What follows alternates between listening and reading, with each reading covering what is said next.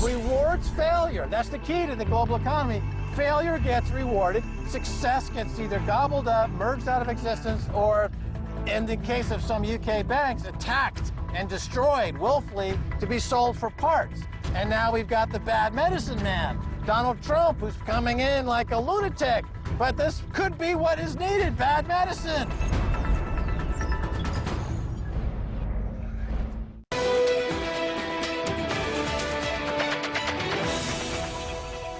Past here in Moscow.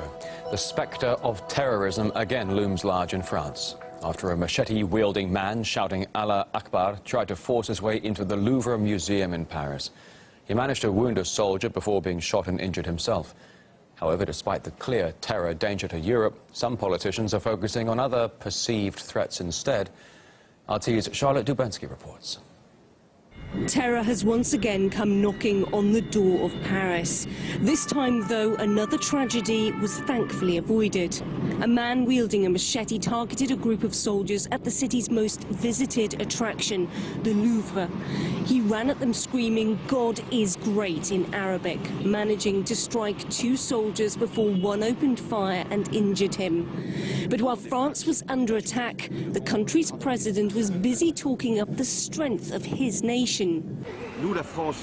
We in France have a defense policy. We fear nothing.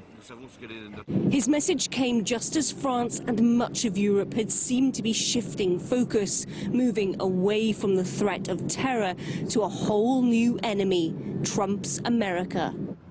Those who want to forge bilateral ties with the US are of course well understood by the public, but they must understand that there is no future with Trump if it's not a common position. You seem more united on Trump than you are on Russia, so who would you see as the bigger threat? The only real threat is if we wouldn't be united enough towards challenges.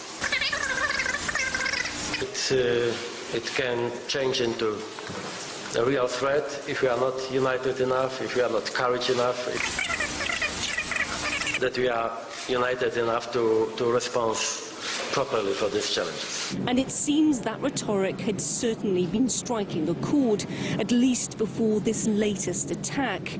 People we spoke to back then did indeed think one of Europe's oldest allies had now become a threat. I think it's the United States. Donald Trump. Because you don't know how he wants to manage his politics. Probably Russia. There. Well, maybe the US right now, since Trump. Since Trump, right. Oh, he definitely is a threat. Now that Donald Trump is in charge, maybe it could be a big threat. Strong opinions just days ago in Paris, but now given this latest threat near the Louvre in the city centre, are people still seeing America as being as big a threat to Europe as terrorism?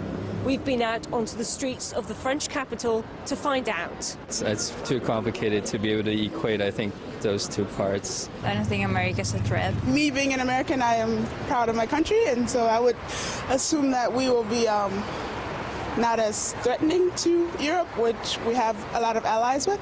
President Trump is doing what he was elected to do, and quite rightly so. And he needs to stop troubles developing in the United States. What the European leaders are doing are closing the stable door after the horse has bolted. This is the problem. For ages they were talking about more people coming in. Oh, we must have more refugees. Oh, we must have people coming into Europe. Well, no, we should not. We should limit who's coming in. And a lot of this meeting they're having in Malta is all about saving their own faces, because they are guilty of letting so many people in, among whom are terrorists. And that is a problem for the people of these various countries of Europe, and they are very angry with their governments